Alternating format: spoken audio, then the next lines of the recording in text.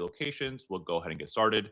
As always, I'll be monitoring the chat. So if you have any questions for our guests or things to bring up the episode, feel free to bring them up. And if not, we can always answer them afterwards as well. So just hang tight till we're across all our platforms, and then we'll dive right in.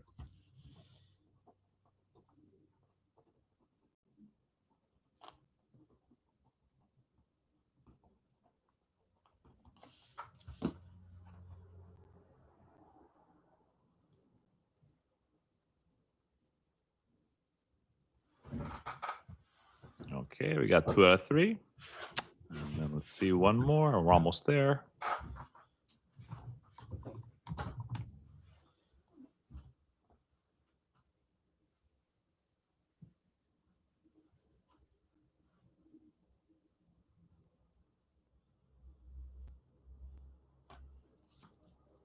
It's taking a little longer today than normal, but I see it's working. So we'll give a little patience here.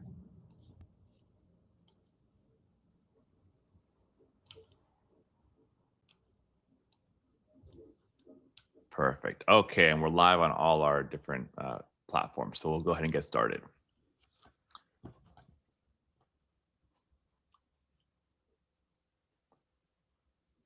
Okay, here we go.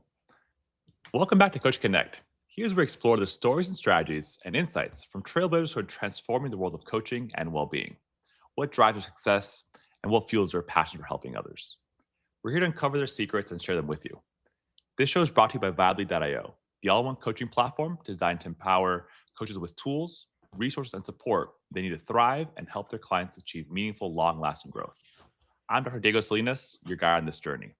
As a neuroscientist, physician, health coach, and co-founder of Vibely, I'm committed to celebrating the incredible work of coaches everywhere and helping them unlock their full potential. So together, let's dive in deep into what makes coaching a powerful force of change.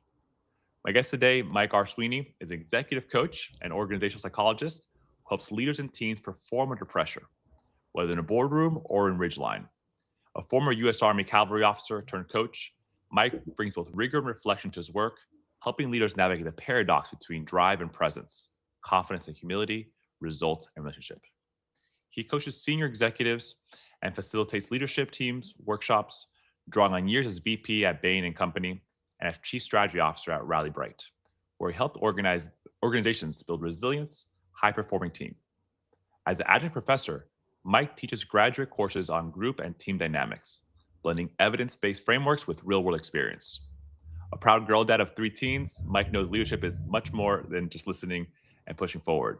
He often takes his course coaching outdoors, running, hiking, or skiing towards clarity, believing movement sharpens both mind and mission. Grounded to get adventurous, disciplined to get human, Mike helps leaders and teams embrace paradox and operate the edge with courage, focus, and integrity. He resides near Boston, Massachusetts. Mike, welcome to the episode. Thanks so much for making time for us today. Yeah, happy to be here. That sounded really long.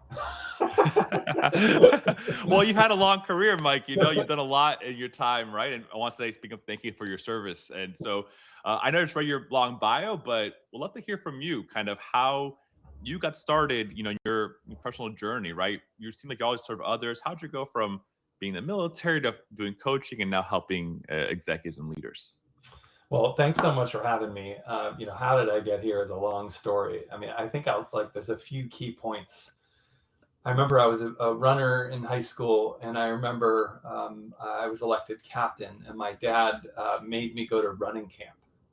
And I was like, what am I going to learn? Like left foot day 1, right foot day 2? Like, what is this? But he said, no, he said, if you are a leader, you have a responsibility. And I was like, okay, that's stuck.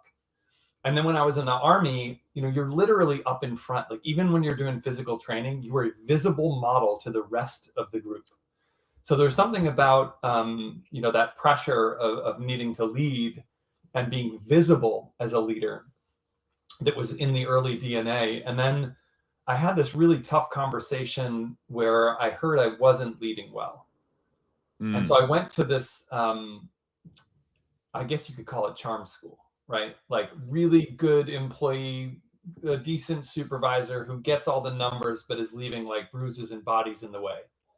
And I went to the session. There's a bunch of different 360 assessments that you take. And the number one question that was the lowest on every question was, has a pleasant disposition. And I'm like, Mm. oh, I guess I'm kind of being an asshole. So anyway, I go to this like charm school thing, and on the last day, you have a 4-hour conversation with an organizational psychologist. And this guy's talking to me, and this is when I was working at the wine company. He's like, "Do you ever feel like you're in the wrong job?" Mm. And I think the exact words are something like, "Well, I feel like no matter what profession I choose to engage with, I'm probably going to be better than average." And he goes, "So humility is not a problem for you?"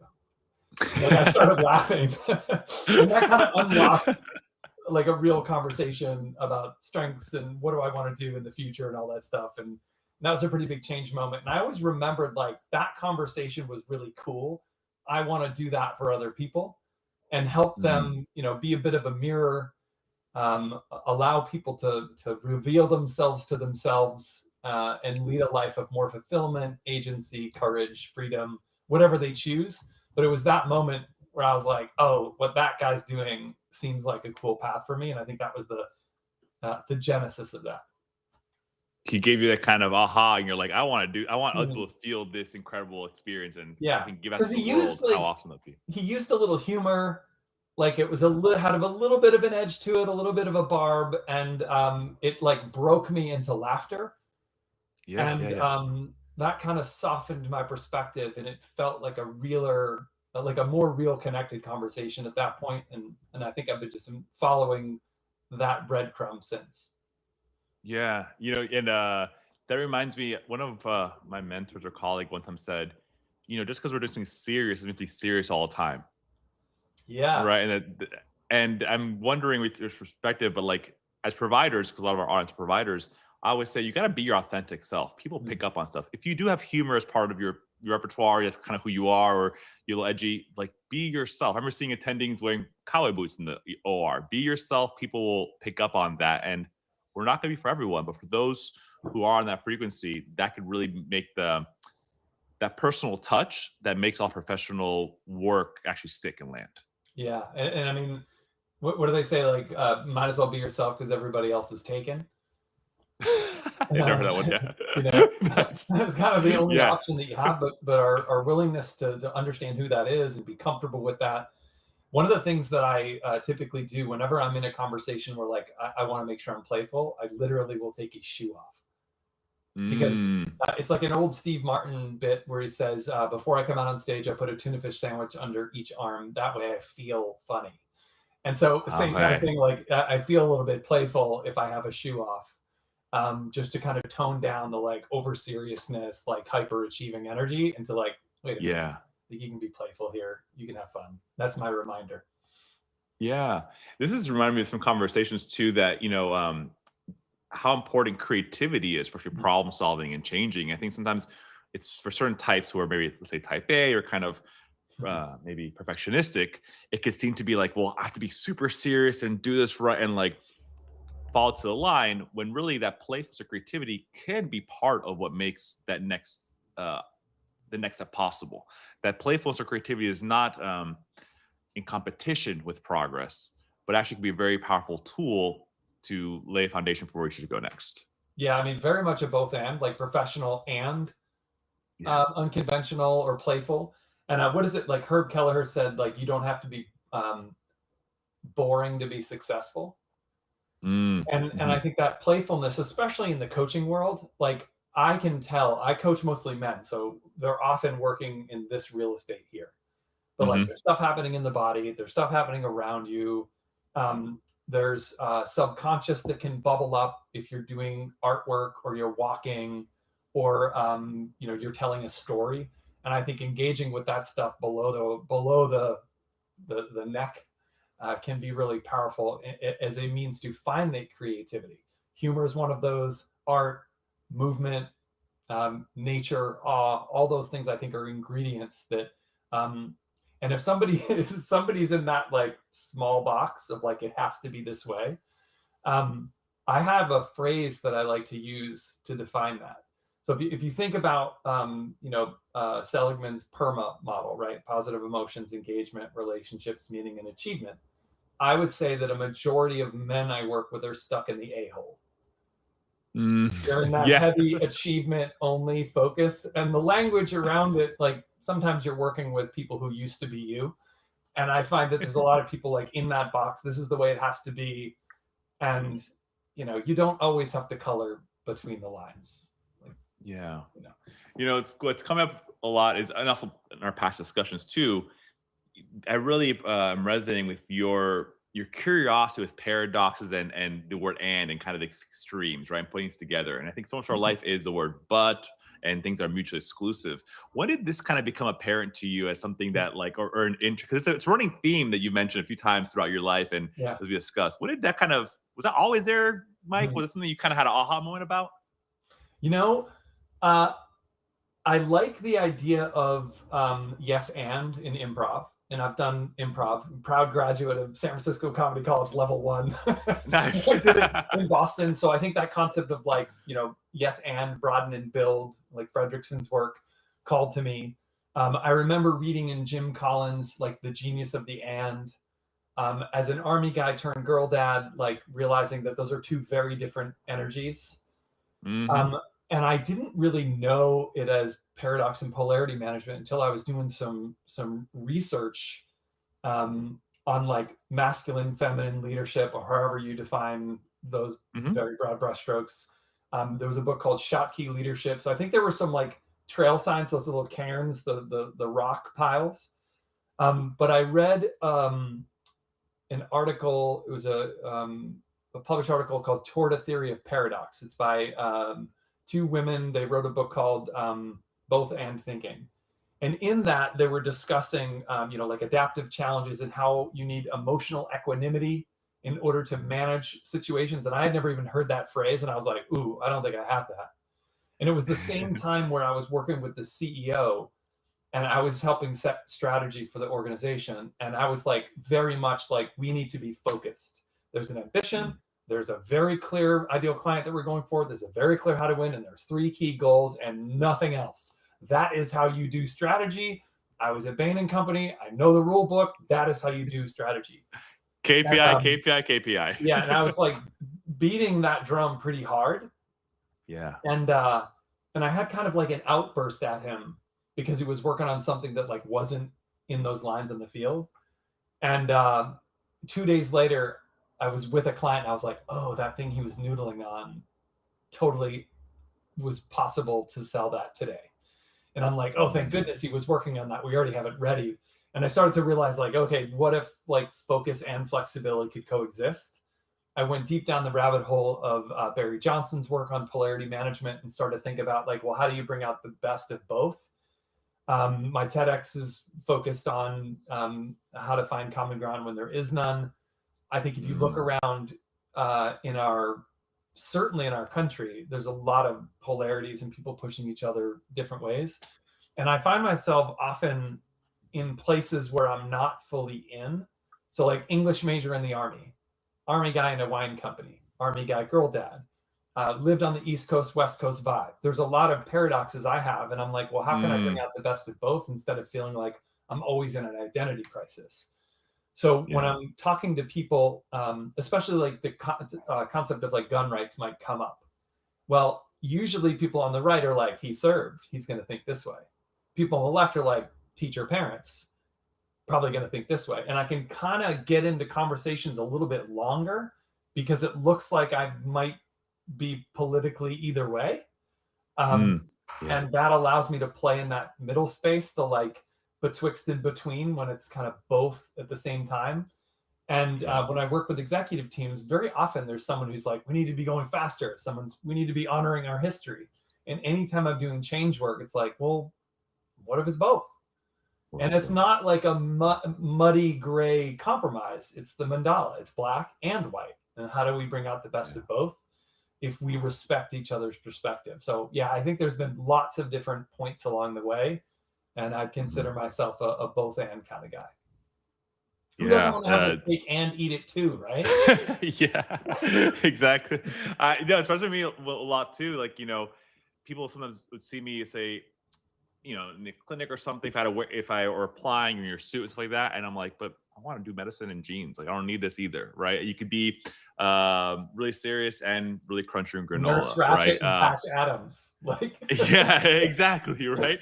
And the contrary too, I've always funny, Mike, I've actually ended up working a lot of my life in female dominated fields, right? mhm, And so like general pediatrics, mostly female. Top research for a year, mostly female. Coaching, mostly female. yeah, And people see me as this kind of very um, open, generous, kind of plastic guy. But when they see me on the phone call with insurance being an advocate, they see a different kind of maybe that male leadership or however you want to define, right? Like a different kind of, and you can be both these things, right? You can be, or multiple things, not just two. And how many, something you mentioned too, but your origins or kind of the story you mentioned earlier, Mike, that someone had pointed something out to you. mm, And something I always tell when I'm coaching people or we're mentoring during our coaching sessions, say, listen, feedback is really an act of generosity. And that's how, if you want to tell someone something, view it as, am I being generous in this? Am I, when someone's broken their teeth, you want to let them know, hey, man, you're broken your yeah, teeth. It's that same version. And a lot of friends who are therapists, and they mentioned that in society, let's like last 10, 15 years, there's a lot of keyboard warriors. People tell you behind the back, but people don't do what you used to do in high school. Hey, man, that was kind of a mean thing you did. It's kind of a dick move there, right? And oh, I didn't realize I could that mirror to ourselves. So it is both an act of generosity to do it. And mm, Mike, how do you get people who maybe are not as flexible, more mm, rigid, to start accepting or approaching that feedback? Because it can be really tough to hear it as well, right? It's that natural defense that we want to put up. Also, yeah. how do you navigate that paradox? There's a few things that come up. I mean, the first is, I think unsolicited advice is the same as criticism, and it's usually received as such. So, is there an invitation, and have you asked for permission? And if the person says no, or it's not the right timing, like, don't say it. I think having a positively framed point of view, like I am doing this to help.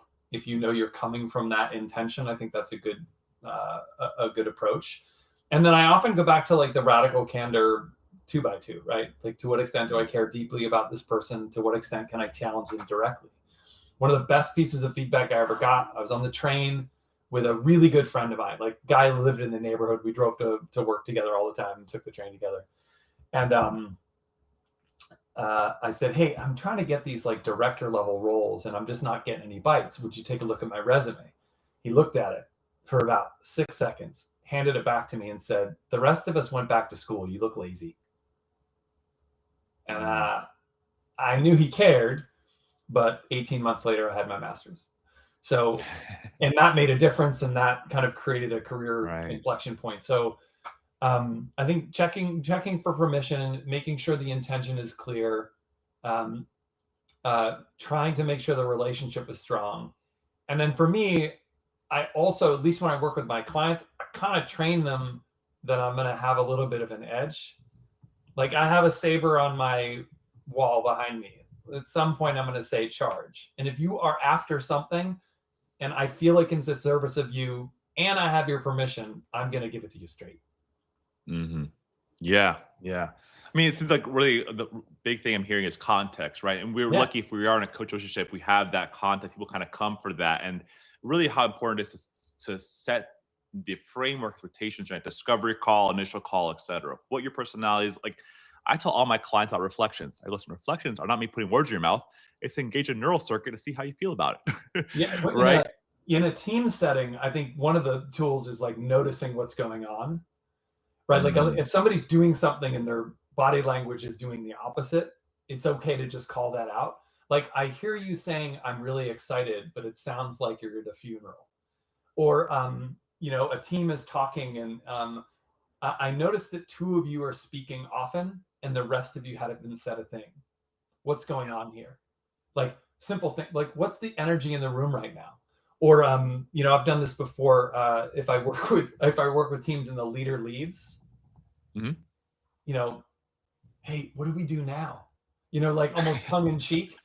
But I think surfacing what we notice can be really important. Like, um, it sounds like you're convincing yourself that this is something you need to do, and just like Mhm. allowing a playful or almost reporter like observational skill, and then communicating that. I tell that to clients a lot, that I'm here to listen to what you say, maybe what you're not saying, and what your body is telling me with the way you communicate it. And I will be paying attention to those things. And it's our job together to bring out your best.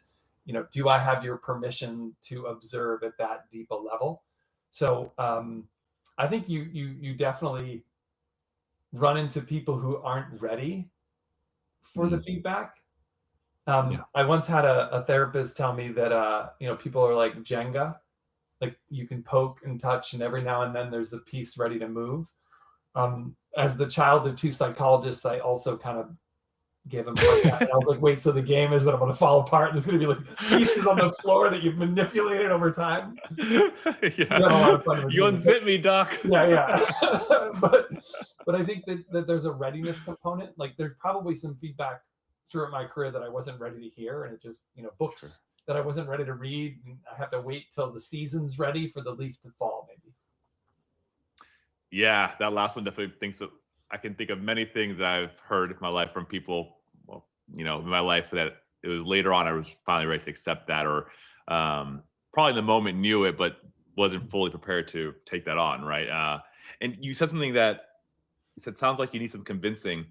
I want to highlight a few things from what you just mentioned. This observational skill we have as providers, right? And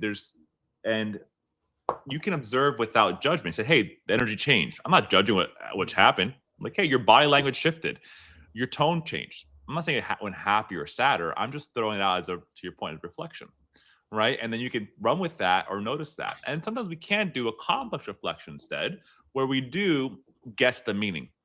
And when we do that, we're throwing something at the wall. I tell my clients, it's almost like when someone's trying to make a choice and you say, let's flip a coin. It's not because of the answers. I want to see how you feel at the answer. Yeah. Did you like the head or tail, right? So the one you mentioned, sounds like you're convincing yourself. I've said the story before, but one of my earlier clients who's one of my friends, I was asking people to give away free coaching. Anyone who wants to do free coaching to get my numbers for the exam, right? And someone put me in contact with their friend. Long story short, went to the house, had a session, long session. And he gave me this little wheel of health. And I said, what do you want to explore today for your well-being? And he goes, well, you're a health coach, so I guess I got to work on stopping vaping. And I said, what do you actually want to work on? He goes, what do you mean? I'm like, you didn't sound that convinced. And it's okay if you do want to work on that, but also in one sense, I'm topic agnostic. You decide you're the one doing it, not me, right? I'm here to help be that shine of light where you're looking. And long story short, he ended up working on the goal was to write a CD for his sister for her birthday that was already passed and how to finish up in time. We spent an hour and a half nerding out on recording gear and music theory, all stuff. End of the day, he worked in his living room, was the only room in his house that had no music, just had nice lighting. And I saw him at an event like 9 months later, and he kind of pulled me aside. He goes, by the way, I'm not vaping anymore. Right? So that we can, let me pause there, but the space of reflections, you can both be non-judgmental or take a complex reflection, take a guess. And they're both tools in the toolkit for us providers. Yeah, I mean, I think it's taken a while to not have a hoped for outcome. Yes. Right? Like, I think we are anticipatory creatures. I remember reading once about persistence hunting, where you have to know where the antelope might go in the future, and you have to like put yourself. So I think we're constantly making assumptions and projecting. But the more I can stay, I don't want to say objective, but neutral. Yeah. And I can move with the client and allow them to have full agency. Sometimes goals change. The hard part is, are they changing the goal because they don't think they can make it, or because it's no longer valid? And that's Right. the area sometimes it gets tricky. Like, clients have a tendency to engage in flight from task. Like, they're talking about things, they're talking about the story, the things that are worn smooth from the telling, and you're like, wait a minute. It sounded like you worn wanted smooth from the this, telling. I and like you're that. saying this. So I think trying to balance that, pay attention to what's really going on, and making sure that we're oriented toward whatever they said that they were after, whether it's a goal, whether it's a new identity, whatever the thing they're after is.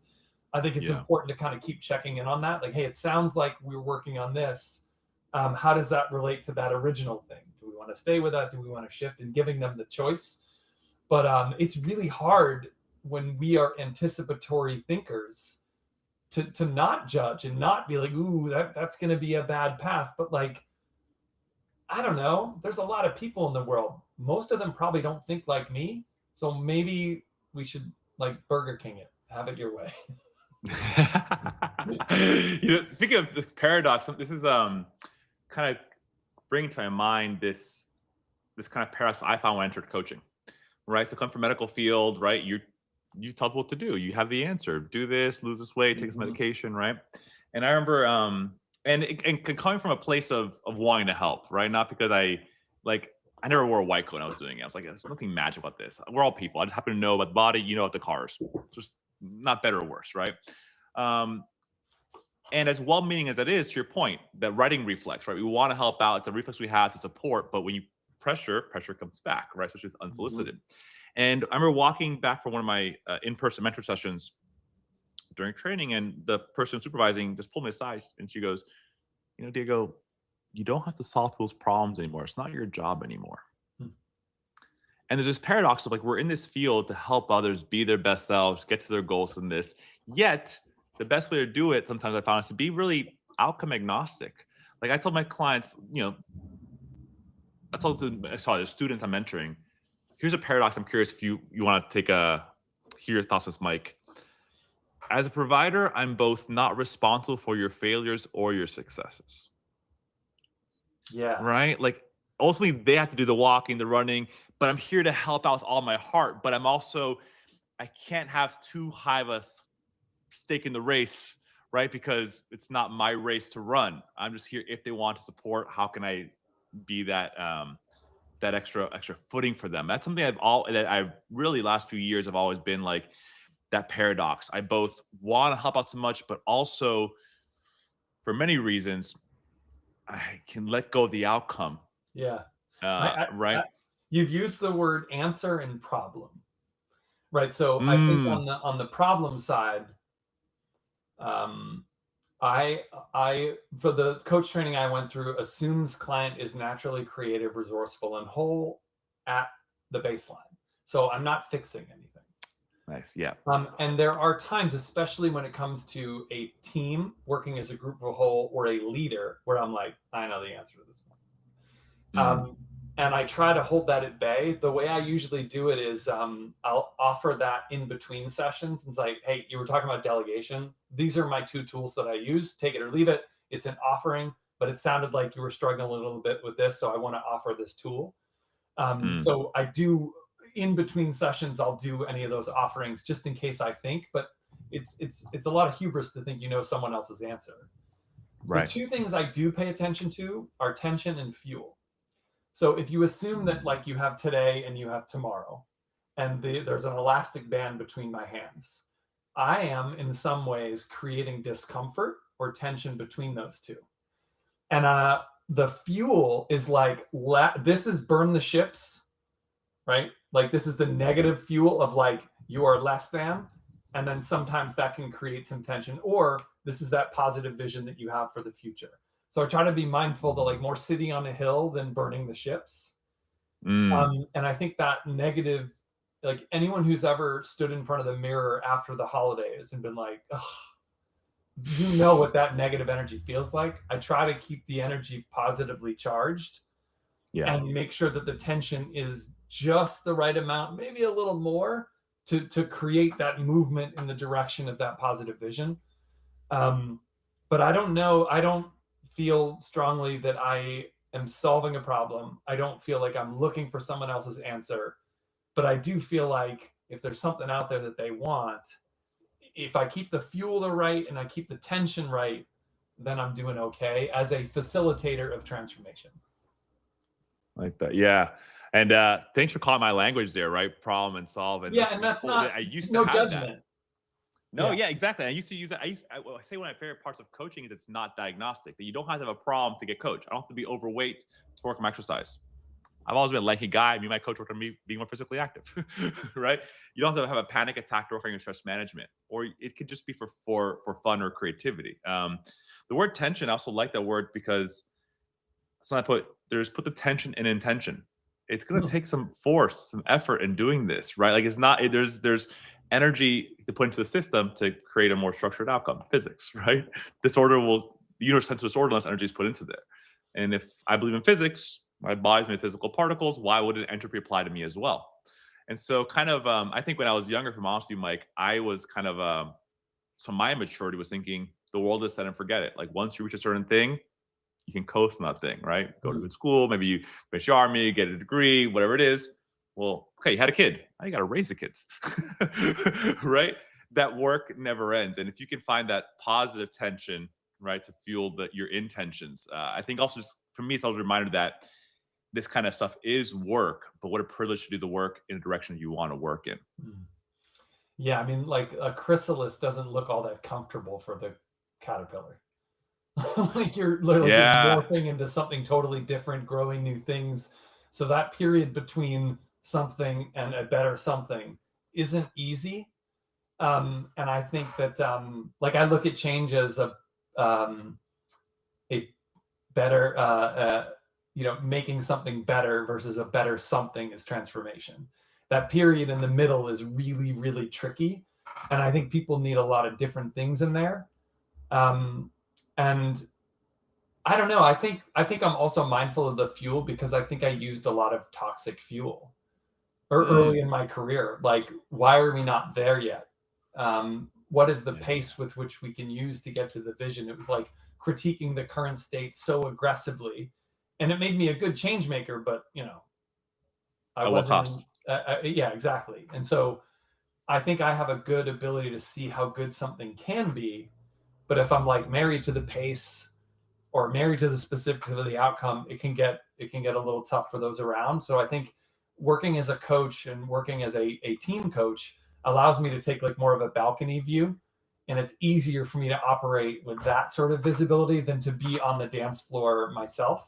I think that's how I Mm, ended up migrating to this role. And I love being in leadership positions, but like I want to get to the mountaintop in X number of years, get everybody to the top with me, high five, and then like move on to something else.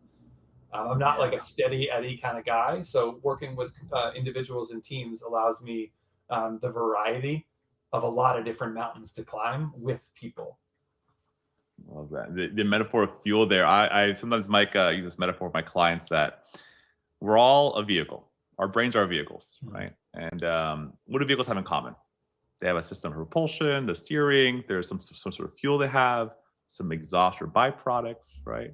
But some people are semi trucks, some people are sports cars. Some people are submarines, some people are airplanes. Yeah, yeah. We are wildly different. And coaching is hopefully get you to be the mechanic of your own system because only you Mm. know if your steering wheel is rattling. I can tell if there's smoke coming from the hood, right? Hey, it's a delegation problem here. But only you know these micro change. I want to give you more barometers in here. And I would Mm. say we all have different fuels, right? Our values are different fuels, and we all have different byproducts or things that are, exhaust. And then what fuel could be helpful for a short sprint may not get you the whole marathon, right? And kind of Mhm. be really conscious of our fuels. I mean, let's talk about men and emotions, anger, right? How many people use anger as a fuel?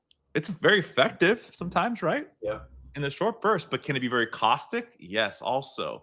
Uh, a lot of people I knew grew up in hard situations. They had to use some of this stuff to get out of those things. And where is it the law of diminishing returns, or how to be intentional? Back to attention word. What fuel you're using for what road, and yeah, adapting for each mountain, right? Each mountain's gonna have different. If you're climbing a mountain that's in the really cold area versus the desert, this will be a different setup for that, right? Different Yeah. approach. I love the that metaphor because you got so many things. You got a dashboard, you got diagnostic tools, you got all that, and I think that you bring up men in anger. I think that's been a long road for me to figure out like how to trust my own emotions and what Mm, is a too much anger, what is not, what is just the right amount, who decides, and I think like that can be a powerful fuel, but it definitely has the byproducts for sure. yeah, You know, yeah. and I'm also like I think personally I'm not someone who walks around angry all day, but I definitely know when my boundaries are crossed. It's been a long, I think men grow up knowing mad, sad, and glad.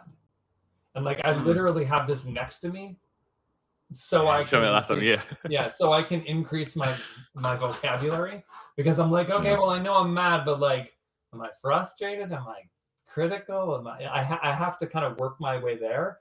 And I don't Yeah. think, I find this a lot, that when I am working with men, and emotions come up, it's almost easier to ask them to describe it as a shape or a color, some sort of Mm. metaphoric thing, than it is to find the precise language, because often we don't have the language and we don't know where it sits in our body. Yeah. I never learned that, and I think I saw my girls able to do that a little bit better with more precision. So I kind of made the assumption that, like, oh, if they already know this, maybe there's kind of a little bit of a gender split here. But I didn't know the language of emotions. I didn't know. I was like, there's a body? What are you talking about? Like, everything's here. and Mm. I think men in anger. I remember there was a woman who does a coaching program. She's a singer, and it's a rock star camp for women. Okay. And they do this whole camp, and they process emotions, all this, and at the end they do a presentation on stage, and or not presentation, like they sing a song with a band. It's like awesome, totally Cool. fits her. And I Yeah. gave her a hard time. I was like, why don't you ever do them for men? So she put one on just for men, and I chickened out. I didn't go. But I went and I watched the final presentation, and I talked to her about it, and I was like, what was different about it? She goes, rage. She said that was totally different. She said, when I had to get into that topic with women, it was this sort of energy. She's like, when I had to get in with men, I needed something physical. I needed drums. I needed outdoor space. She's like, the way they processed rage or anger was completely different. And I always took away that that relationship with anger, how we let it out, what's okay, what's not okay, how much volume can you take, is highly subjective, but not always a safe place for men to inhabit. Yeah, yeah, and I started seeing this split a lot in my work in pediatrics and then coaching adolescents, right? Because I talked to the mom and the dads also. Mm, And one thing, speaking of paradoxes, right? I noticed this pattern that, especially if the household was a split household or they were co-parenting, right? Um, I usually do group coaching with all of them, but also talk to them individually, and then the dads more often than not, if I had to generalize and broad brushstrokes here, sometimes would give a comment like, "Oh, my wife or the kid's so emotional, right?" Like, kind of like, some comment like that. And like, unlike us, right, who we can be logical. And I'm like, can I point out that your feeling about your wife's feeling is a feeling? Like that. And someone said men have done a good job of rebranding emotions, like anger is not an emotion, right? That even I tell, listen, the drive to be a top 1%, that's not logical. That's purely emotional. If you're a pure statistician, if you're a robot and you to bet all your money, I'd bet on 99%. Right? It is not logical that I'm gonna be the top 1%. I'm gonna win the gold medal. It's not a logical thought. It is driven by emotion. And one thing my mom always said, we had this polarity.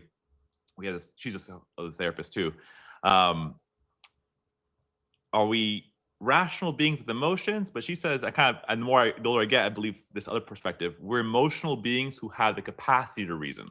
mm, Right? And emotions are energy in motion, right? And I was in my 30s when I learned about emotional validation and that I'm like, why is this stuff not taught in middle school and elementary school, right? And the social pressures of how to express this in a safe way and not seem weak, right? Because I think I heard this term that people want in men, Mike, right now the term's escaping me, but they want like polished vulnerability. Right? That like being vulnerable. Like if I could talk on stage about my experience in residency when I was burnt out and I missed some days, mm, I make up for it. Yeah, that sounds vulnerable now, but for 2 or 3 years, I told no one about that story. mm. Wow, Right? polished vulnerability hits hard, because it's not, like, by its nature, it's not. I remember, like, I stayed away from Brene Brown's work for a while, and then I started reading it, and I remember her. There was a section in I think Dare to Lead, where she interviewed a bunch of Medal of Honor winners, and she said, "Can Hmm. courage exist without vulnerability?" And to a person, they said no. And I can tell you that when I first was out of college, you like literally had a battle buddy. I was on a tank with 4 people. The platoon was 16 people, all men. And the intimacy in those groups and the vulnerability in those groups, I would say, was very much unpolished. I think where it gets a need to be polished is when you're with people you're not close with, or when you have mixed gender situations. Like when I do adventure trips with men, the vulnerability flows.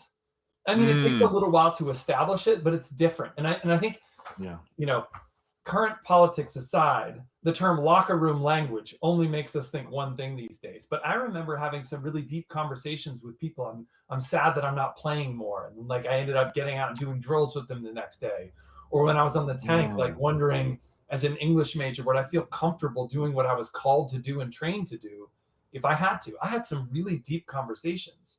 When it gets to that word weak, I think it's like vulnerable to a point, but then it's judged by someone else's week. And I mm, think there's enough of a net when it's a guy only group. When you put mixed gender in place, that gets a little more, I don't want to say dangerous, but a little like that's when the weakness perception comes in. Whose perception is it? So most of the groups mm. I lead are men only, because I kind of just know that energy. That's my lived experience. I have a friend of mine who does couples and mixed groups. I just don't feel qualified to do that work, because how you make it, you think Amy Edmondson talks a lot about like safe psychological safety.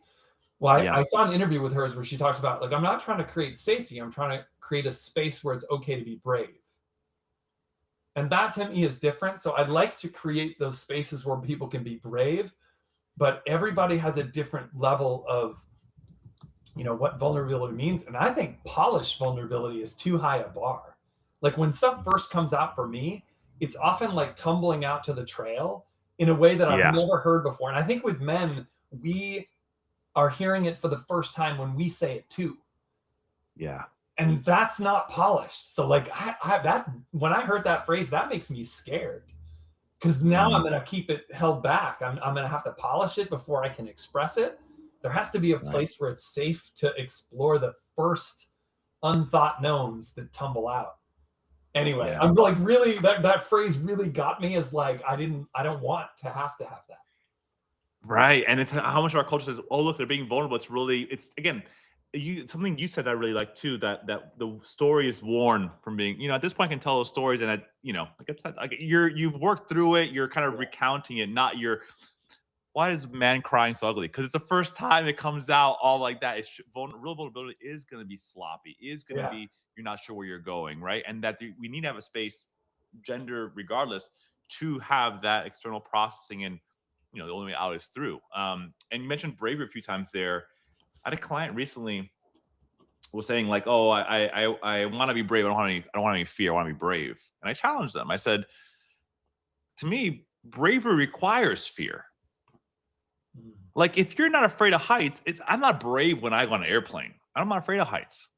I knew someone who was afraid of heights, and that's a very different story for them, right? So to me, again, bravery requires fear. If you're not fearful, it's not a brave thing to do, right? If you're not afraid of public speaking, it's not crazy to do a cartwheel in front of people, right? Or Well, brave, so not crazy.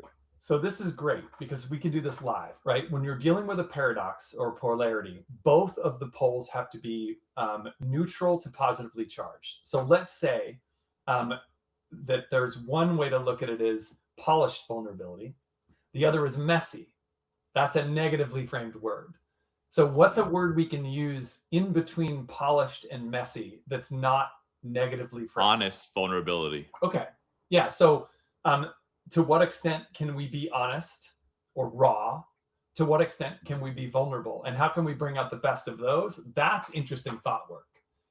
Hmm. And I think the bar for polish is too high, but the perception of messy is too negative. So honest Yeah, nice. vulnerability maybe is what we're after. If we were to like combine the best of both, you might argue that they're not opposites, right? Like vulnerable and honesty are together. Maybe vulnerable and Maybe raw unpleasant. is Yeah. I like this. We might have to continue It was brainstorming a workshopping workshop. about Yeah, this. yeah. Well, like I that's love the thing this. I've noticed. Like when I was doing Yeah. focus and flexibility and thinking about those polarities, I was like, there's focus and like totally chaotic and messy. That's not neutral to positively charged. So I had to come up with focused and flexible, because flexible is a Yeah. good thing. Focused is a good thing. And let's see if we can bring out the best of both. And if like, it's almost like you know, like you care about the economy or you're a total dirty socialist. Yeah. You care about the environment or like you want to pour oil on seals. Like, Yeah. the thing is the either or needs to be balanced with two neutral to positive charges. And I think that's where you can start to play, because you get creative of like, what might that hybrid look like if we were able to do both of those things. So kind of like live workshopping polarity management. I love this. This is giving me so many things. This episode's going to resonate in my mind for a long time, Mike, which is kind of the point that's going to kind of reverberate and make us think more. It's a great framework to make sure I'm always trying to be conscious of the language I'm using when I'm coaching. Right now, I kind of talk a lot pretty ad lib, but when I'm coaching, I'm really specific of the language I use, trying to be non-judgmental phrases. Oh, no, it was good. How'd you feel about that? Right. Mm-hmm. And then also using that neutral to positive when you're talking about polarities. And one that you mentioned flexibility several times today. One that that comes up a lot in my coaching practice ends up being strength and flexibility. I'm like, listen, look at physical structures. The strongest ones are the ones that are flexible. Bridges flex to be strong, always a snap. Right. And then that's, I think, one that I think for leadership or for development, that flexibility is what gives you strength, not that flexibility is floppy and, doesn't have structure. It's structure that's flexible enough to go with the wind, right? The Burj Khalifa has to go with the wind or else it's going to topple over, right? That's one I think comes a lot. Do you notice, well, I mean, pause, I'll leave it at that. Strength and flexibility is one that I really always playing around with. Yeah, as a runner, I feel like both of those are important. Or I can get injured. Like I have to make sure I put the body under load, and at the same time, I need to make sure that like muscles are loose and warm and all that. And I think strength in flexibility, like bringing out the best of both, is really a powerful metaphor. That like if you're strong, but you have no give, you're easy to topple. If you're flexible only, you're maybe wishy-washy. So I think that's a really good one that requires effort to bring out the best of both. You were when you were talking about the judgmental or non-judgmental language, I remember reading this little like 100-page almost throwaway book about tennis. It's called The Inner Game of Tennis. And I heard this multiple times this last month. I've heard like 3 times. I got to read it next. It's a great read. And so I'm not going to kind of spoiler alert for people, but it's a book more about kind of like Zen and approach to education. And there's this scene where this guy is a tennis coach. Someone walks up and was like, "Oh, I've been to all these like 9-10 different tennis coaches, and all of them say the same thing." And the coach is like, well, "What do they say?" He's like, "Oh, I don't take my backhand. I don't take my elbow. I drop my elbow on my backhand." And the coach is there, and he goes, "It was the night, and they were in front of a storefront, and there was like a trash can, and he pulled out like a roll of cardboard or something." And he was like, "Well, why don't you take a couple swings?" The guy takes a couple swings, and he goes, "Huh, what do you know? I dropped my elbow. Thanks, coach." Walks away. A week later, he sees the coach at the country club, and he's like, "Oh my God, this is the greatest coach ever. He blah blah blah. He fixed this." And the coach is like, "What did I do?" So he started to experiment with providing positive and corrective feedback to different tennis players, and he'd noticed that he provided positive reinforcement, like that was good, and then they would miss the next shot, or he'd say like, "Hey, you didn't do this," they would miss the next shot. So we started trying to remove the judgmental language, and his approach is to increase the player's ability to notice and self-correct and decrease the amount of instruction that he provides. And so I try to operate the same way, where I'm not providing instruction, I'm not judging good or bad, I'm just noticing and increasing their ability to notice. Because my least favorite thing is when someone wants to do another 6 months for the same thing. Like, let's come back when we have a new thing to work on, but you should be, I'm using the should language there, but like I would hope that a client is self-propelled at that point. And they can come back to me for something else, they can refer something else, but like let's get you to the point where you don't need me, there's no dependency. But I think the best way to do that is to start noticing and then increase their ability to do it to themselves. And I got Yeah. that from that book, and it dramatically changed the way I approach learning and development in corporate settings too. Because it's like I'm trying to get you to be able to quickly practice, implement the skill, and then rehearse, rehearse, rehearse. And I'm not trying to make pomp and circumstance and like make things overly complex. Like, what's the simplest way I can get you what you need so that you can practice? And so I think the judgment or non-judgmental language for me comes from I think they perform worse when I say that's good or that's bad. But if they say Yeah. to themselves like, "Oh, I should make that minor correction," I think that leads to stronger performance, like long term. Yeah. Yeah, the increased awareness and that's awareness being the necessary but sufficient step, right? You need to be aware of what's going on and then make the change there. And if you can apply that direction and tying back to something you Mm, mentioned earlier on, how the initial part of coaching can be difficult. I think it's because you have like increased awareness, but still haven't made a change yet, right? When you start want to realize how, let's say I want to work on my tidiness, and you start looking at it, you're like, wow, I realize how messy I really am, right? mhm. Or how often I am being late, or I want to work on X, Y, and Z, and you that tension there, right? And so I Yeah, think it's I always try to normalize that experience to people, or kind of let them know this is why I sell coaching through packages, because the first day everyone's excited. Oh my God, I'm talking to Mike now. We're gonna go to that mountain, sure, right? I go, why there's no resolutions in February? Because by the fourth, fifth, sixth week, your kid gets sick, something happens in job, and then you're like, oh, here we go again. But because you've committed, we can actually continue working through that, and you realize, oh, I can work through that. Just restart. yeah. The only, I mean, I'm oversimplifying a lot of things, but the biggest key to making a change is just restarting. It's not. I define resiliency as falling over less often and getting up more quickly. Hmm, yeah. I think that's a great definition, and you mentioned like when you start to notice more things, like if you buy a red car, you're going to see a lot of red cars everywhere. And so what we point our attention to matters.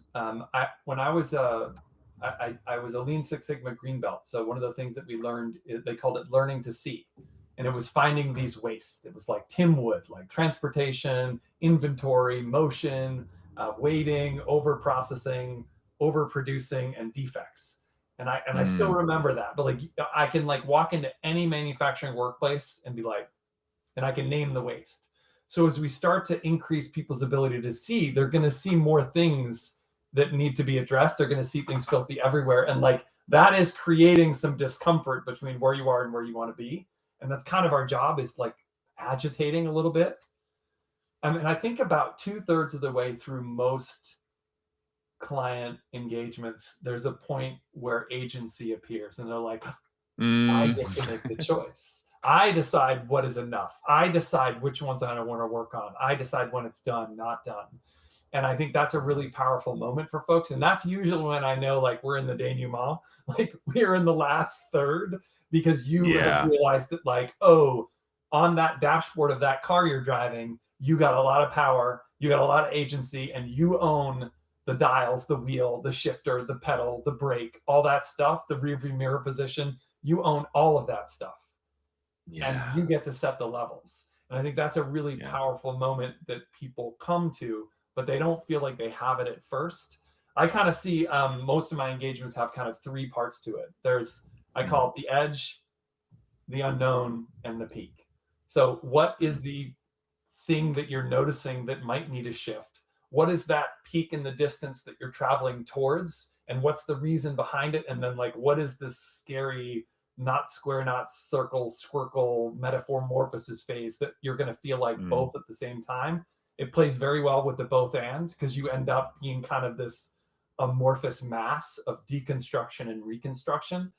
And yeah. but usually as they get close to whatever this peak is that they're after, they start to realize like, oh, I set the pace of the hike. I choose what's in my backpack. I have all this agency that I didn't think I had.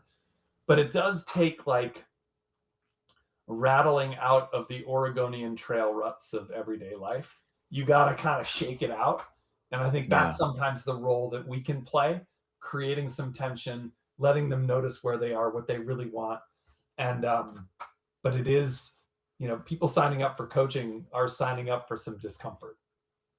Yeah, and for them doing the work, the agency word, right? It's like they're the so I always tell people we're trying to work ourselves out of jobs here. I want you to do this independently, right? But people come, and most of the paradigms are someone telling you what to do.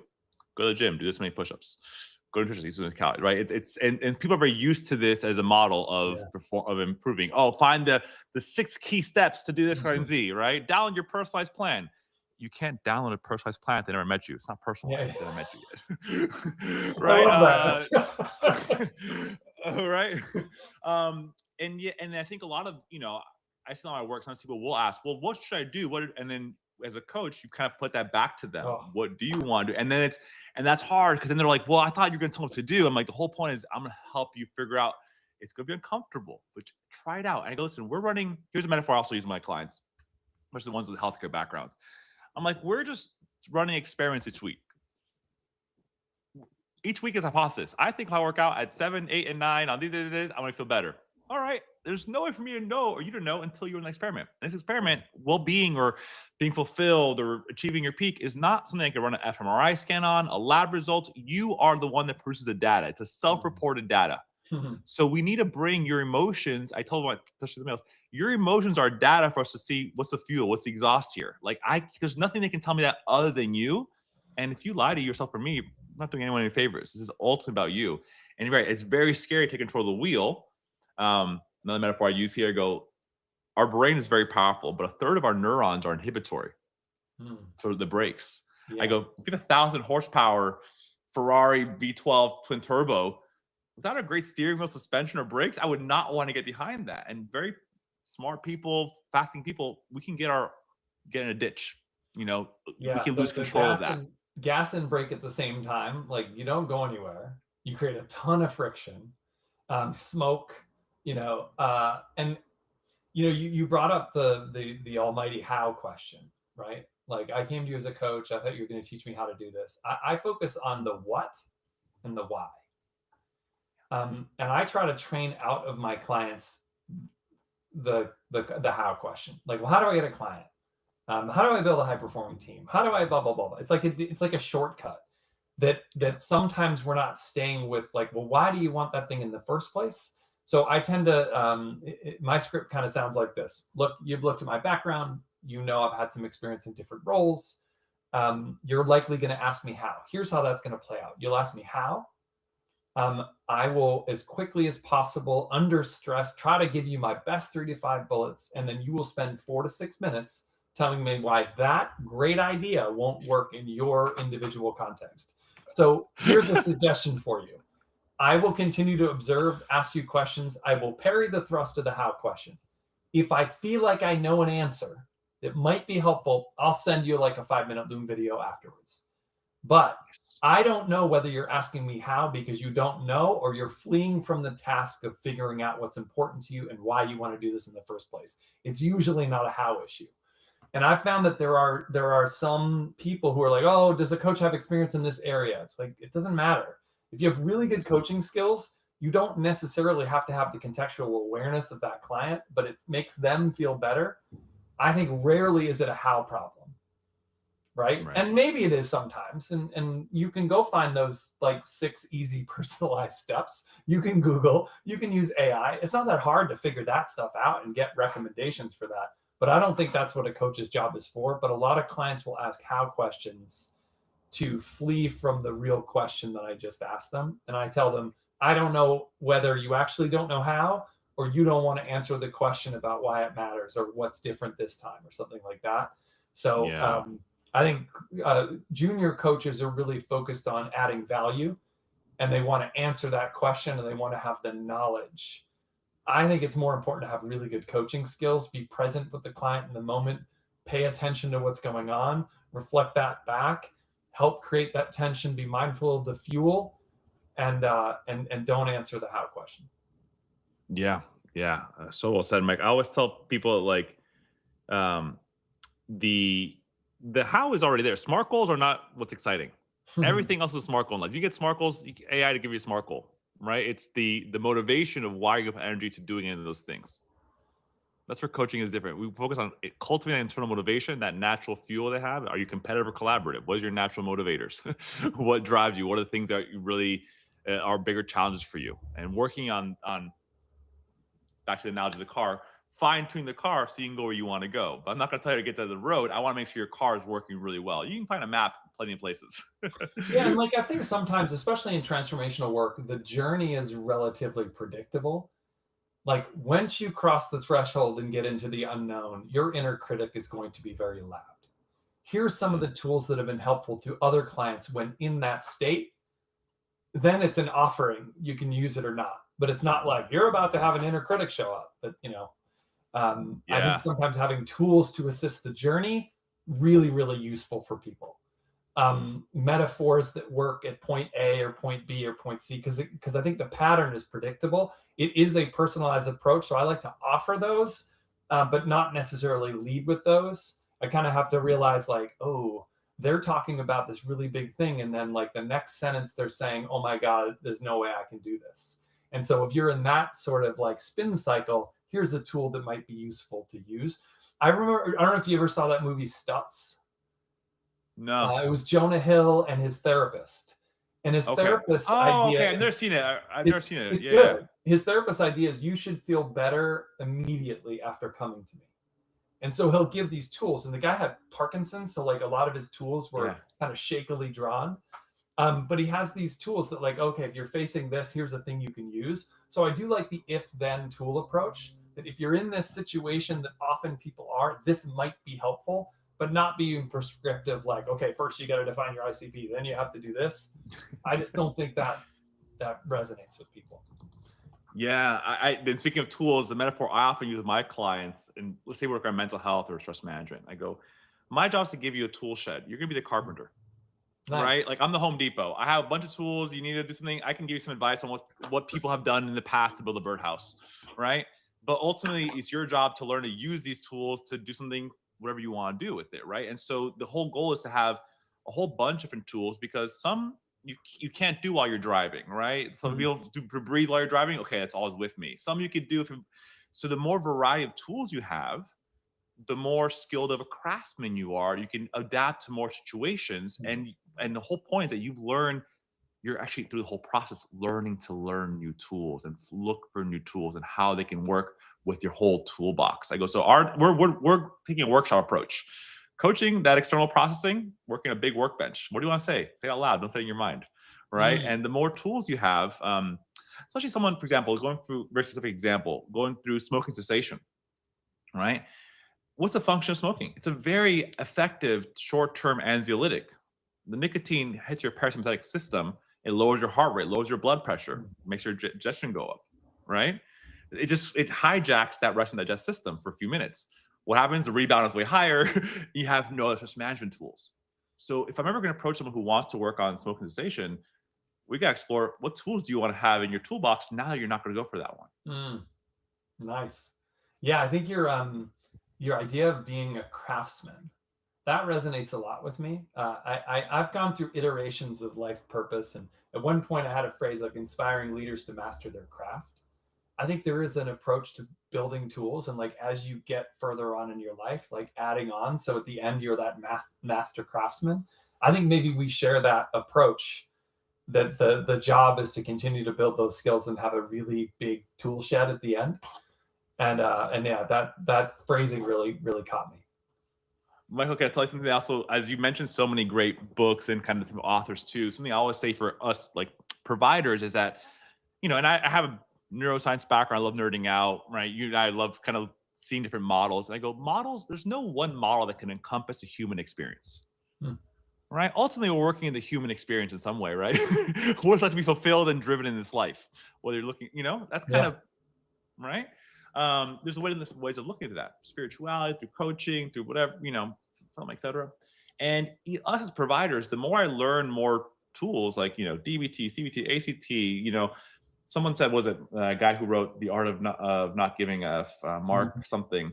He's like, well being is philosophy rebranded. And it's true. Yeah. Cause we're trying to Mhm. all going through, we're all this one race of life or, path. We born, this is our first time doing this as far as we know in this lifetime, right? So we're Mhm. learning this in real time. We can't, wisdom is something that's a lived experience. It's not bought, it's something that's earned through your blood, sweat, and tears, right? So the more models that we have as providers, the more examples, like, to your point, when someone asks me, what do I do when this happens? I'm feeling this emotion, right? So emotional well-being and primary, secondary emotions and behavior afterwards. I go, listen, some models Yeah. approach emotions like this. There's an amygdala limbic system. What do you think about that? Create your own model. Like, right, the wheel of health I have from Duke where I trained, I tell my clients, there's no like holy grail of wheel of health. I don't care if it's a Hogan this or 360 this. Like, they're all assessments to look a little deeper. What Yeah. you want to do on paper, you want to go walking with Mike in the woods, like create your own version. I had some clients, instead of making a circle, they made a pyramid. Cool, that works for you. One was artist, different colors meant different things, right? So the more models we can have too, there's never universal truth here. We're just trying to meet that client where they're at. And sometimes I'm surprised what comes up, like right now talking to you or our clients. Wow, thank God I went to that workshop 3 years ago that happens to kind of tie into this. And now I can create a new amorphous shape Yeah, it's like to share the with someone perfect else. tool for this situation when I have a corner piece. Um, you know, I think like we are definitely speaking in a ton of metaphors, Mhm. and I think that idea of like having the right tool at the right time and allowing people to have you know, access to different models. People often ask questions like, oh, like what's the best leadership approach, or what's the best time management model? It's like the answer is usually the one that works for you. Right. Yeah, yeah. Like not to like quickly get to the end, but like I don't know, try a lot of stuff, see which one works, and if you stick with that and it's useful and gives you something positive, that's the one you should use. And there's Right, right. I'm not so proud that I think that I have someone else's answer. I can help you find your own. Yes. I often say like the door to change is locked from the inside, but like you're the one who has the key. Ooh, And so I it's love my that, job Mike. to go in there and root around with you and find it, but like you're gonna have to open the door. And that's not just like a silly throwaway line. It's like legitimately you're the only one who's gonna know what's best for you. But sometimes it does take help. It takes maybe a craftsman further along the road, and you have to approach it in an apprenticeship style. But the one that works for you is going to be the one that you should choose. No model that I introduce is going to be the perfect thing. It might be the perfect thing for a couple people, but I don't know. I also don't know all of them. Yeah, You yeah. know? Man, so many things that I'm thinking about here. The right tool. I remember when I started doing coaching, all my ads changed, right? Because Google's always watching, right? So ads about well-being and this and Yeah. this, and then performance and leadership. And I remember one that was like, key success. Follow Tim Cook's Tim Cook's key success, right? Okay, he's an early bird, so he gets about 4 in the morning, and 4 to 7 he does his emails, da da da. And then I'm reading this, I'm like, I am not an 80-year-old billionaire. Yeah, and I don't want to get up at 4. I'm a almost 40-year-old Latino night owl. Like his 4 to 7 is my 10 to 1, right? Like to the point, what works for you? And I think so much of well-being is looking at someone else. And to my clients, I say, this is not kumbaya. We are all different mathematically. 100 billion neurons, 10 trillion synapses that change day by day. There's never been the same person twice in the universe, never will be. And this is just a mathematical truth, right? So but coaching says, what's a bell-shaped curve? Where do we start looking? What have other people done? And then you have to run that own experiment to yourself, right? That apprenticeship model. And you said locked from the inside, Mike. That really resonated with me as well. What I've sometimes said is, listen, if we build our own walls, that means there's a blueprint to destroy them too, right? Because often we are our own worst enemy and Yeah. friend. That paradox, right? And that strengths, we often assume once we have a strength, we forget how hard it was to build that strength. That strengths are given to us. They're all developed. And the one I often use is walking. It takes people years to walk really well, right? So your daughter's probably around 12 months, plus or minus 3 months, started taking the first steps, right? Yeah. I say until a kid is 4 or 5, look at their knees. They're full of bruises and cuts. But we don't Yeah. think about how hard it is to do that, right? People ask you, how do you rollerblade? You're going to fall. I'm like, yeah, of course. I fall when I walk. It's part of it, right?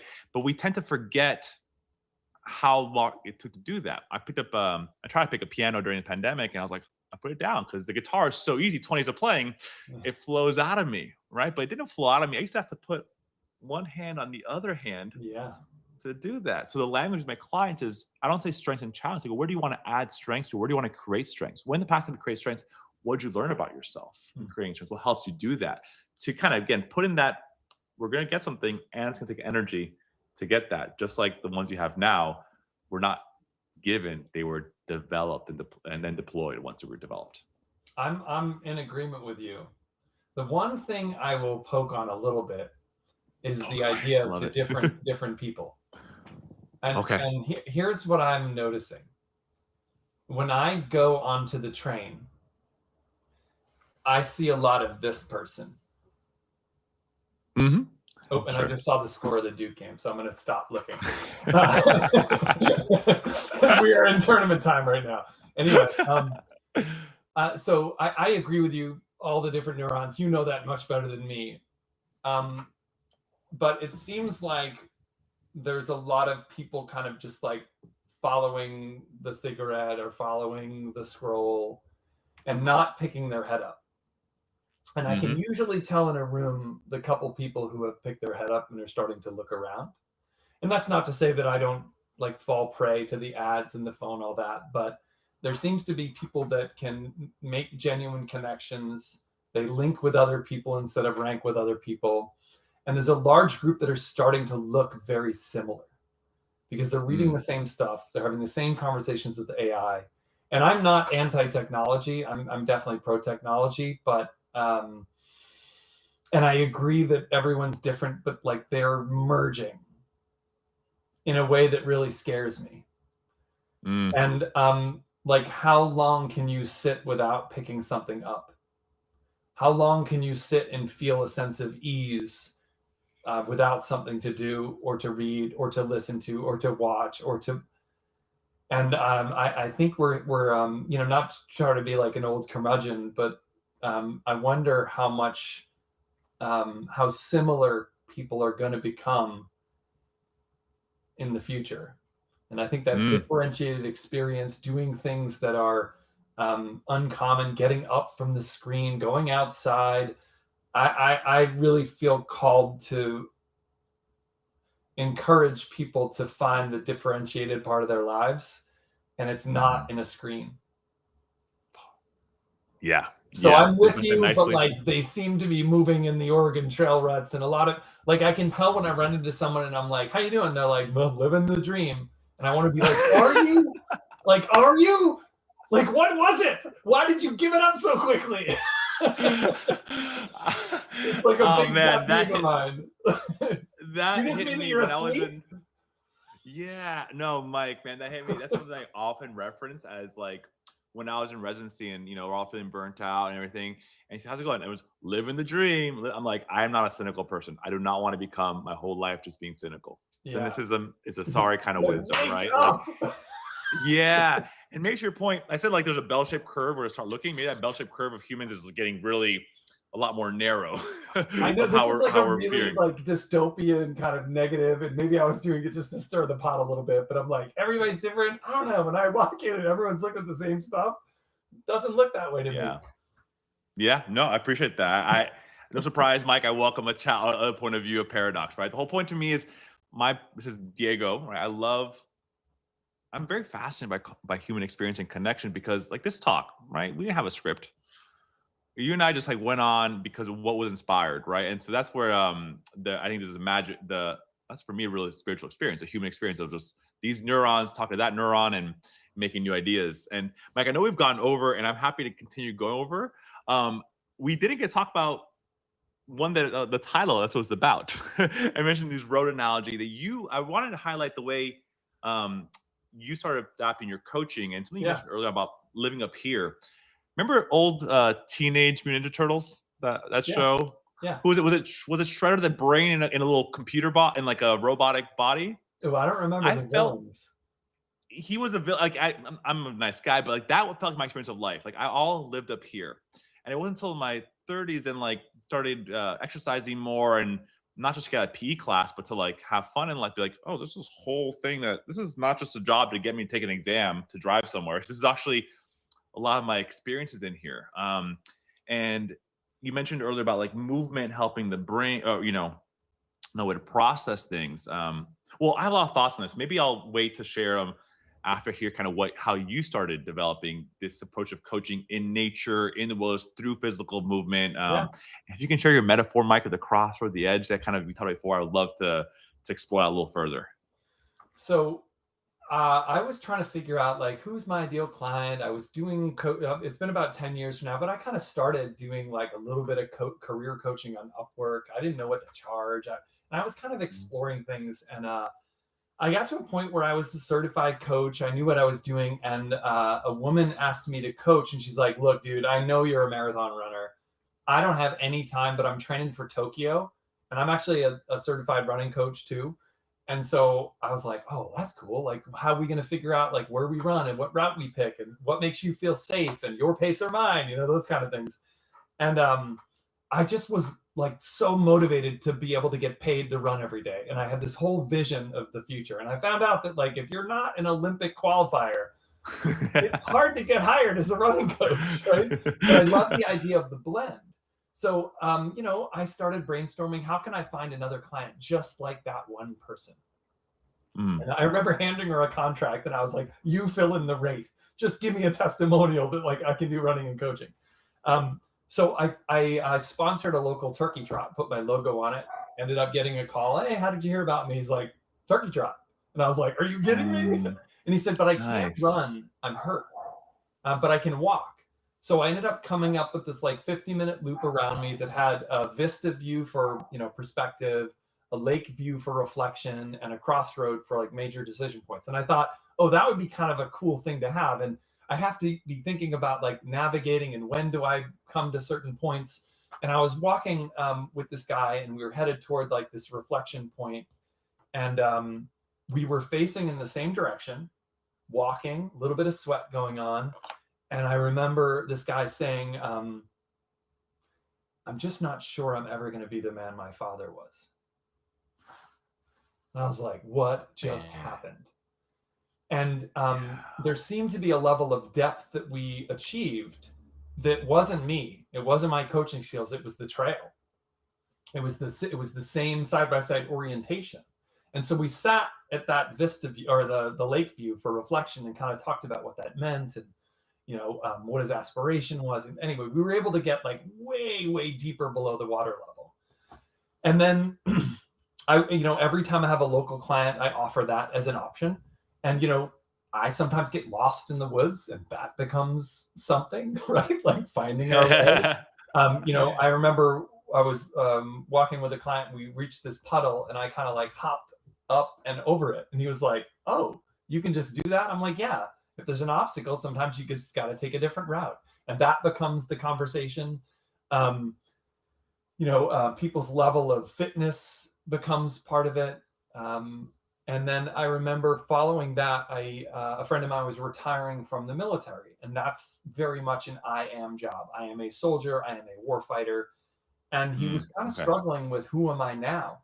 So we went Right. skiing together, and I would ask him a question like, "What's it time for?" Or like, "What have you been saving up for?" Or "What's possible with all this freedom?" And I would ask him the question on the way up, and then would ski down, and like halfway down the mountain, he'd stop and would look out at the expanse, and he would answer. And it was almost like episodic coaching. And then he was Yeah. like, "Man, we gotta do this again." So the next year I went out, and I had another client, and we hiked together, and that was pretty powerful. And sometimes it was with friends, and then he was like, "Well, I'm doing this hike in Yosemite. Like, let's turn it into something. Let's build this community of men, and like give them the opportunity to connect and have some coaching." Then we did our first like official one in Bryce Canyon. We have another one coming up in Maui, and then we've had executive teams approach us and say, "Well, can you build one for us that like integrates organizational design with the outdoors?" And I originally fashioned it like a psychedelic experience. Like all I'm going to Mhm. do is remove the medicine, and I'm going to put awe in as a way Yeah. to approach egolessness. Same sort of thing before, have the Yeah. experience, and then have post-trip integration. And I've just found that it's a lot easier to do the work, and it's so much deeper if we can get people moving. Bodies in motion, mouths in gear. And like I said before, I think sometimes men hear it for the first time when they say it out loud. And opening up spaces to do that, putting community together, makes a really big difference in how we're able to process, be vulnerable, and connect. And I've kind of organized the day as like, you know, where are you now? What is the dream? What is the path? Same way I look at the coaching over a long period of time. And I've just found it to be a really powerful way to get much, much deeper than Zoom coaching. Yeah. I mean, so thanks, Mike, for kind of that sharing Yeah, long that answer to a experience. short And question. no, that's beautiful. I mean, there's so much more depth there too to go into. Like the things that got to me. One of my clients sent me this image. We're talking about moving and how health for mental well-being, right? And it was and something she came up with, or she had seen on her social media. It said, maybe it's not that moving helps depression. Maybe it's that not moving causes depression. Hmm. Maybe it's not that nature helps social crisis, that being away from nature causes social crisis, right? Because we are natural beings meant to move. There's us, and we can look at this from many different perspectives. If you want to look at the neural one, I saw this article in neuroscience like maybe 10, 15 years ago. So there's a part of the brain called cerebellum that's for balance and Mhm. fine movement. The cerebellum, ballerina, right? All that stuff. And they said, oh, we are seeing these new tracks we didn't see before. They go not from the frontal cortex to the cerebellum, from the cerebellum to the frontal cortex. Hmm. Right. And to me, I would say move the body and move the mind. I was talking to my co-founder yesterday.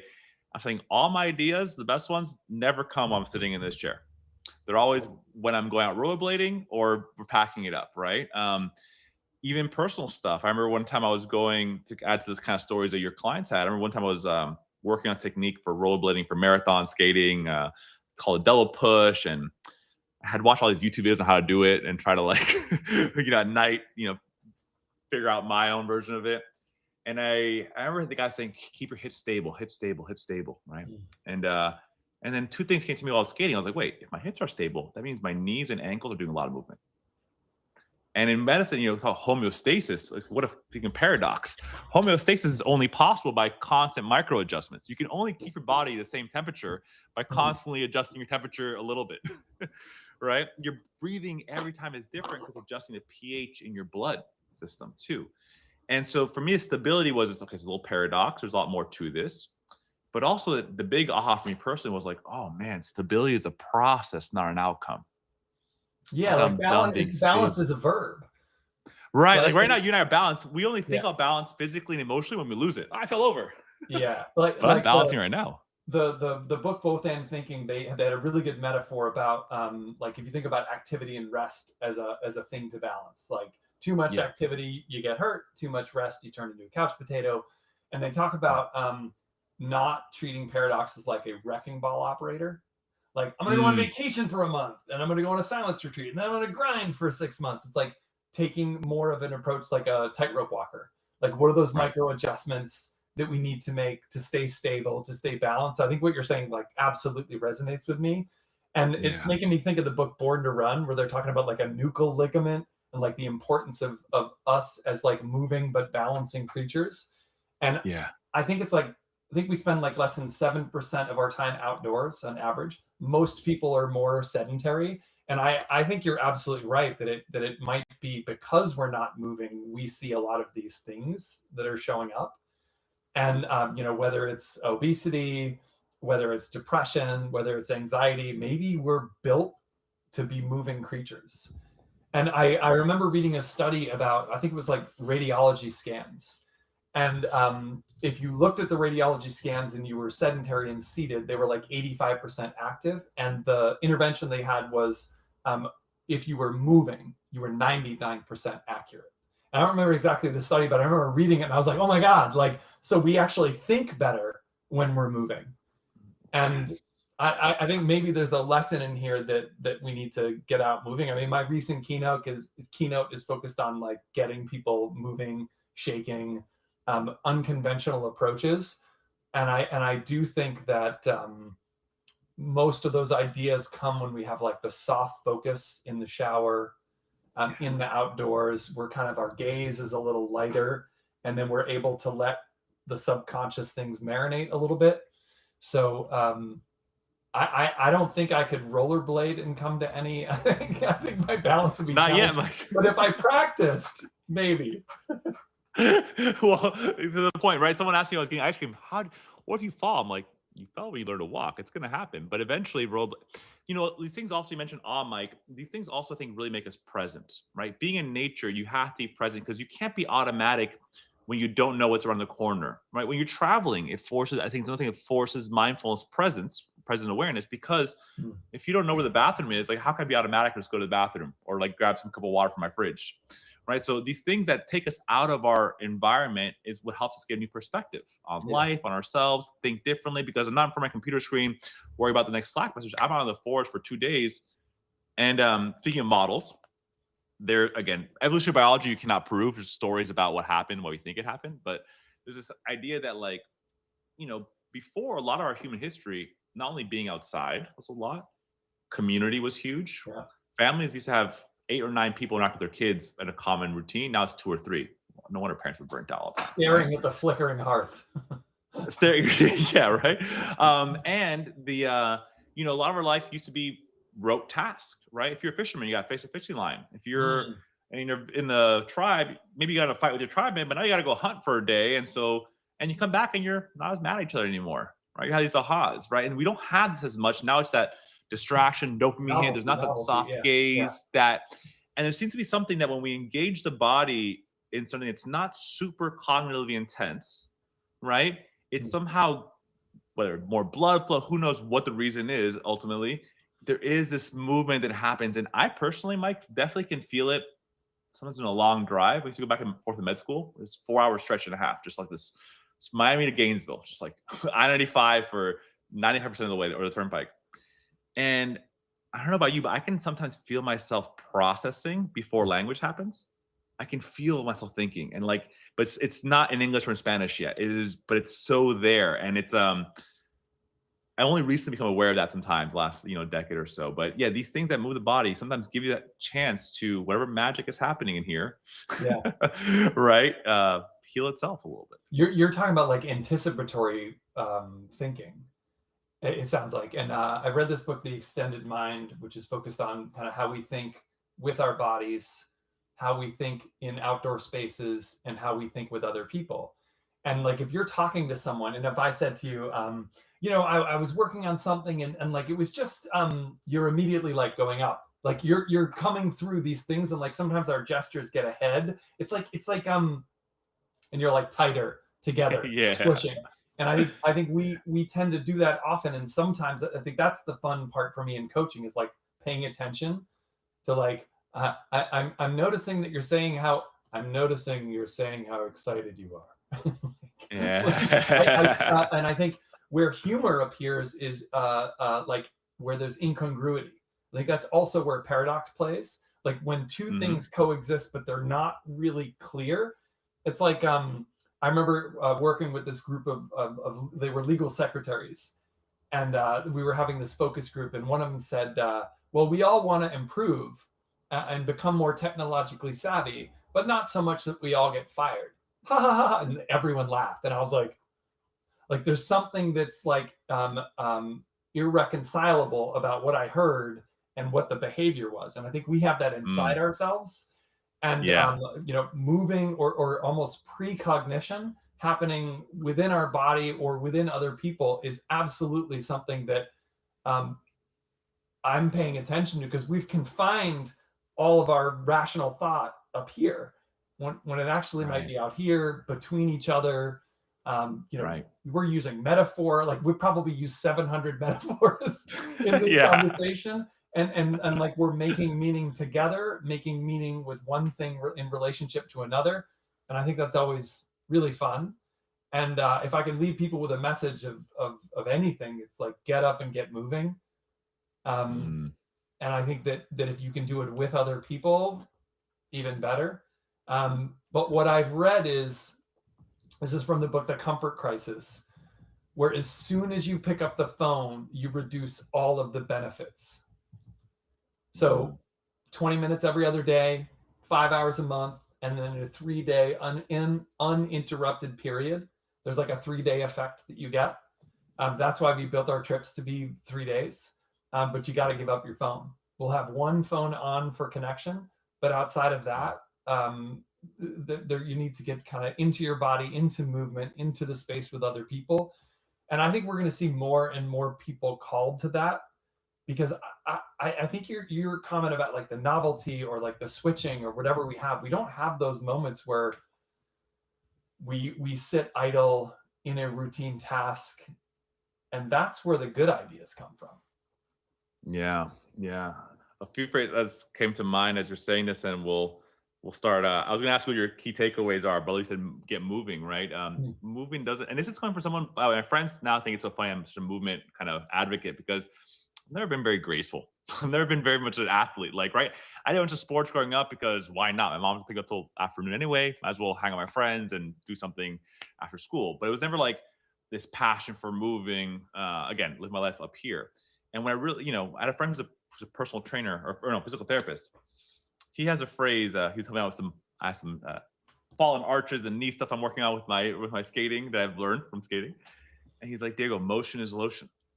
The best way to stay I moving is to keep love that. moving, right? And it's lotion for the body, but also for the mind. And um, it reminds me of another. I was on a panel one time, and someone asked me, "Hey, what's the difference between mental health and physical health?" Mm. And I said this in the past before too. I was like, "Great question, but there's no difference." So what do you mean? I'm like, I'm gonna simplify it. It's all one bag of skin. Your heart, your brain, your eye, it's all one. We talk about systems again for that metaphor because that's how we exchange information to each other, help understand and see parts together. But your brain doesn't think, oh, it's a cardiovascular system, it's a GI. It's just right. So you can look at the spiritual lens, we're all one thing. We're just like, hey, we're just physically one bag of skin. It all affects each other. Yeah. So the good news there, when you're feeling stuck, just make an improvement any part of any other part. You can't feel the problem. Can you take a nap? Right. And people ask me, okay, well, if I am going to work on stress management, Diego, to your point, where should we start? As coaches say, well, there's some evidence of where to start. Community is a medicine. Biggest predictor of longevity is your perceived quality of connections, right? Motion, movement helps with Yeah. endorphins. There are some things that now how you move is different, and I'll stop my ranting here because for me, motion. I have friends who are gym rats, right? They love going to the gym. I go with them or love running. And Mike, I never got runner's high. I did cross country, but I never got runner's high that way, right? I go to the gym, for me my mind.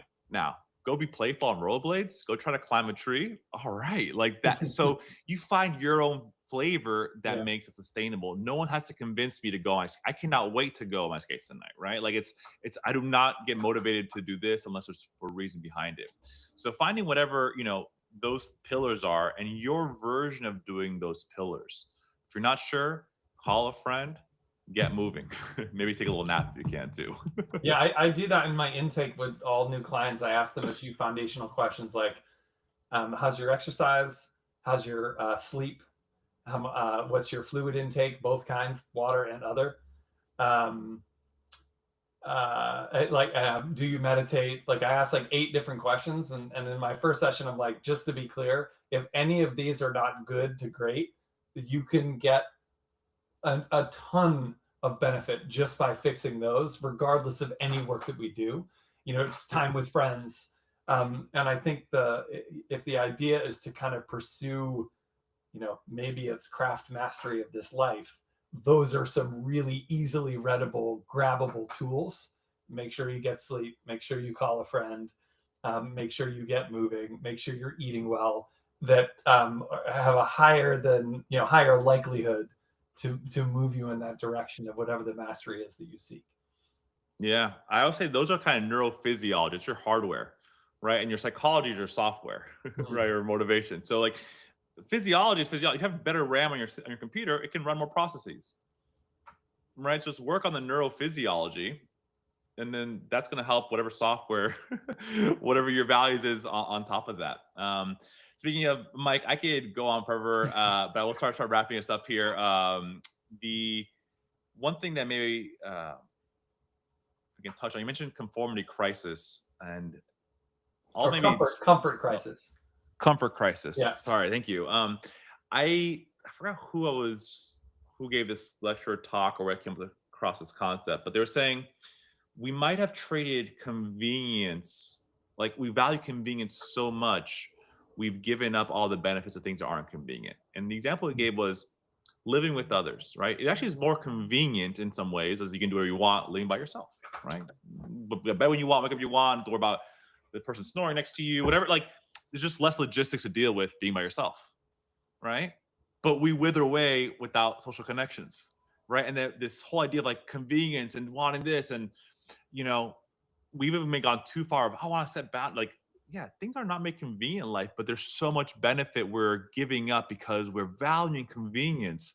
But really throwing the baby out the bathwater, losing the magic of life there too. So I think that's something that was recently came to mind that as you're saying that the comfort crisis kind of came to mind too, that like Yeah. convenience is not always growth and actually can be really dwindling, and convenience at what cost?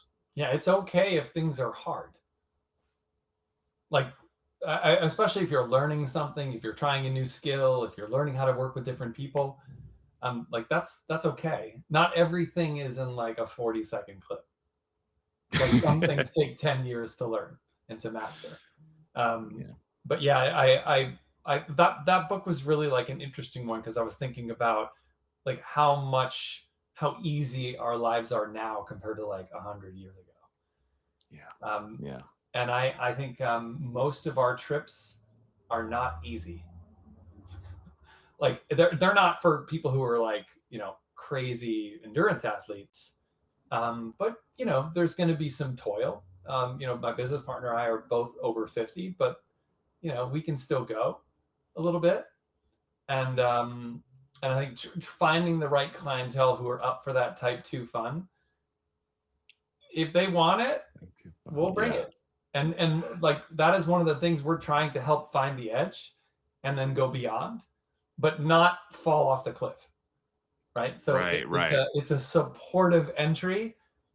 We normalize, equalize for everybody's fitness level, but some people are going to have to work up to having the capability of being able to like get to the top of Half Dome in the morning and then Clouds Rest that afternoon. That's not for everybody.